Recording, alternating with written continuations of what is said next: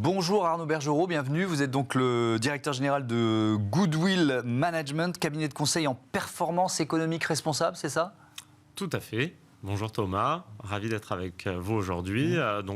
Goodwill Management, conseil en performance économique responsable, cabinet de conseil en RSE, en développement durable également. Qui sont vos clients? C'est plutôt toute taille d'entreprise Ça va vraiment du grand groupe jusqu'à la PME, en passant par des associations aussi. Ouais. Alors, ce qui est intéressant, ensuite on va rentrer dans le détail de cette étude sur les risques climatiques, c'est que vous aidez vos clients à mesurer leur impact. Pourquoi c'est important la mesure?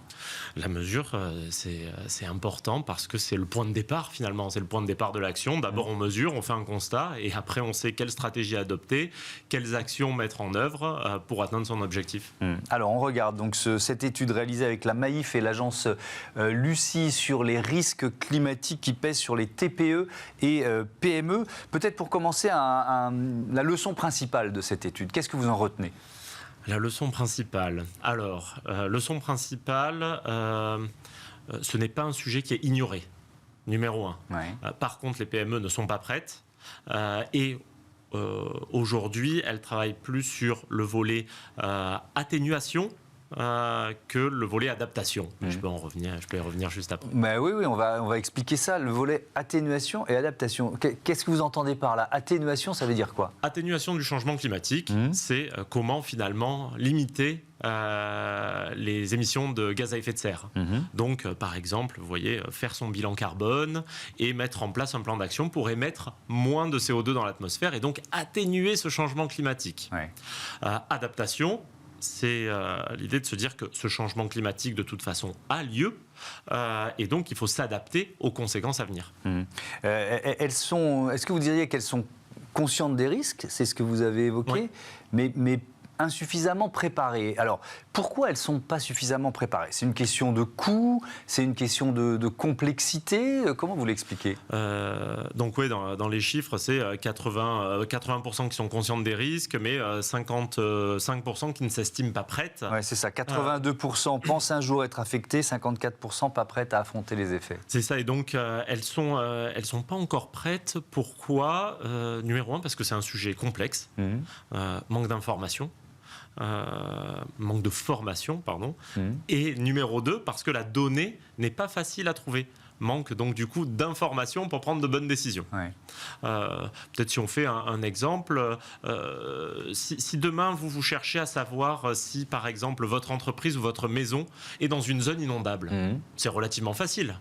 Il y a les informations de votre commune, le portail géorisque, etc. Ouais. Si par contre vous vous dites, là où je vais construire une usine, où je fais des investissements pour 30 ans, quels seront les risques d'inondation dans 30 ans? Là, c'est beaucoup plus difficile de trouver la donnée et de se projeter à ces échelles de temps, qui sont pourtant les bonnes et celles que doivent prendre en compte les dirigeants et dirigeantes. Alors là, on parle des TPE-PME, ça représente quoi? À peu près la moitié des salariés français, c'est ça? Moitié des salariés, moitié de la valeur ajoutée, donc c'est énorme. Ouais.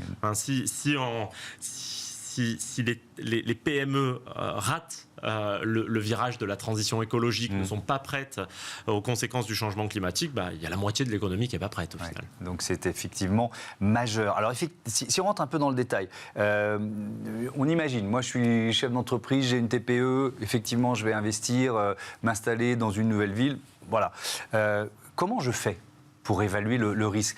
Parce que vous avez parlé du site Géorisque. Oui. Ça, c'est déjà un premier point de départ. Sauf que qu'est-ce qu'on y trouve sur le site Géorisque? Alors, le site Géorisque ou alors les outils qui ont été mis en place par la Maïf pour ces assurés, on va voir à quel risque on est confronté maintenant. D'accord. Donc, est-ce qu'on est en zone inondable? Est-ce qu'il y a des risques d'incendie? Est-ce qu'il y a des risques liés à la qualité des sols, etc.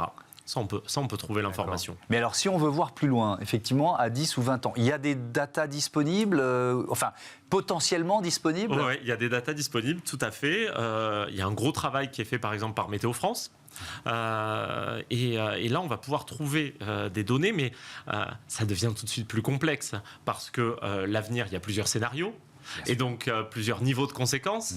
Et donc c'est dur d'aller naviguer quand c'est pas son métier dans ce type d'informations et d'arriver à se faire une opinion qui permet de prendre des décisions. Mais donc quel conseil vous donnez déjà d'aller à la pêche aux données. Elles existent, soyez pas. Enfin, dites-vous qu'il y a des scénarios qui sont proposés. Donc, mais ensuite, c'est quoi? Trouver le bon conseil pour finalement trouver sa route parmi les scénarios proposés? Tout à fait. Là, aujourd'hui, il y a un besoin de conseils quand on voit qu'on peut être aidé pour identifier les risques auxquels on va faire face dans 10, 20, 30 ans. Ouais. Donc ça, c'est un point. Et il y a également, je pense, un besoin de discuter avec les autorités compétentes, par exemple l'ADEME, par exemple les collectivités locales, pour leur demander l'accès à cette information. Parce qu'eux, ils ont des services de statistiques qui peuvent fournir de la donnée pour les entreprises. Mais alors ensuite, cette adaptation, elle coûte forcément cher. Ça veut dire quoi d'ailleurs, s'adapter? Parce que c'est compliqué intellectuellement, psychologiquement, de se dire, ok, je vais peut-être être confronté à une inondation, à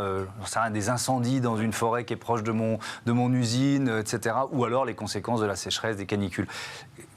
Il faut que j'investisse maintenant. Qu'est-ce que je peux faire en fait? On se donne des exemples concrets. Mais oui, allons-y. Des exemples concrets. Donc, par exemple, je suis dans une zone où il y a de forts risques d'incendie. Est-ce qu'il faut, par exemple, que j'installe un réservoir d'eau pour pouvoir me défendre en cas d'incendie? Ça peut être, vous voyez, un investissement tout à fait concret. Je suis une entreprise, ça peut être aussi des impacts organisationnels. Je suis une entreprise du BTP.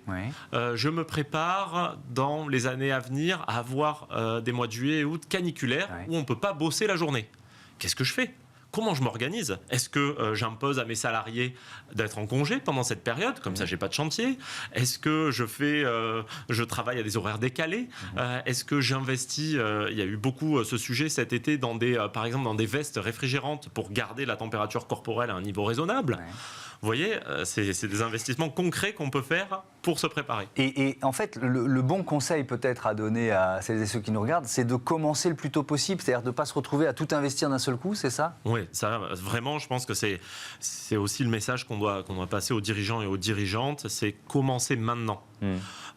Le changement climatique et ses impacts, ils vont évoluer au cours des dizaines d'années à venir. Et donc, commençons maintenant, petit à petit, pour ne pas avoir à tout investir d'un coup au moment où finalement les conséquences seront telles qu'on aura beaucoup de mal à y faire face. On peut schématiquement identifier 4 grands risques climatiques, la hausse des températures, inondations, sécheresse et canicules, incendies. En fait, on y est, quoi. C'est ça ce que moi, en préparant l'émission, je me suis dit, on se prépare à l'avenir, mais on y est déjà confronté. On y est déjà. Donc nous, on a fait passer un questionnaire auprès d'entreprises. Pour la petite histoire, on a clôturé le questionnaire fin juin. Donc si vous vous rappelez, fin juin, on n'était pas encore pleinement dans cette grande vague de canicule. Bien sûr. En gros, et d'incendie. On avait fait face à la des pires incendies depuis très longtemps dans les forêts françaises. Tout à fait. On a eu que la première canicule et les 3 suivantes n'avaient pas eu lieu. Donc du coup, on n'est pas sur des chiffres alarmistes. Vous voyez, les dirigeants et dirigeantes n'ont pas répondu un peu dans l'urgence de l'actualité. C'était juste un peu avant. Donc ça, c'est intéressant. Et là-dessus, sur ces risques climatiques, il y a finalement ce qui est sur les températures. Parlons des températures numéro 1. Les températures, nous, ce qu'on observe, c'est qu'aujourd'hui, il y a près de 900 000 entreprises qui vont faire face à plus de 50 jours de température anormalement élevée dans l'année. Et sur un horizon 2030-2050, c'est 6 fois plus d'entreprises. 6 fois plus. Donc, des 50 jours avec des températures anormalement élevées. Sur les incendies, c'est à peu près la même chose, mais c'est x4. D'accord. Donc aujourd'hui, qu'est-ce qui provoque, puisque la MAIF est partenaire de cette étude, le premier fonds d'indemnisation, c'est quoi? C'est les incendies, les inondations? C'est les inondations. C'est les inondations aujourd'hui. D'accord. Et on sait comment ça va évoluer. Ce qui est vraiment intéressant avec cette étude, c'est la prévention, quoi. C'est de se dire... Imaginons quand même un avenir qui sera compliqué parce que le changement climatique, on va peut-être l'atténuer, mais il est là. Et donc, préparons-nous. Tout à fait. Il y a quelques années, si vous vous en rappelez, il y a un dirigeant d'une grande assurance qui avait dit « Un monde à plus 5 degrés de mémoire est inassurable ». Donc, il y a cette conscience que potentiellement, on ne va plus pouvoir assurer certains acteurs de l'économie dans quelques années. Et donc la prévention a tout son sens, aussi bien pour la société, mais aussi bien pour le business de l'entreprise, le business des assureurs, maintenir de prévenir les dégâts avant qu'ils arrivent. Et pour les entreprises elles-mêmes, maintenir leur business, c'est ça l'enjeu. Merci beaucoup, merci Arnaud Bergerot. Merci à vous. Je vous dis à bientôt sur Bismat. On passe à notre débat consacré à la culture qui passe à la transition écologique.